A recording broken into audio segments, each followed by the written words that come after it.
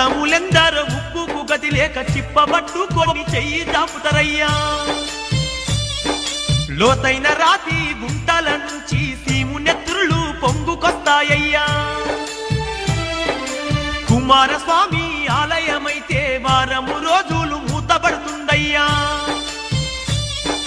కాళికమ్మ కర్ణాటక రాష్ట్రము దుర్గమ్మ తుర్కాల దేశం పోతుందయ్యా అర్కసోముడు అరవ రాష్ట్రానికి వీరభద్రుడు కేరళకు పోవయ్యా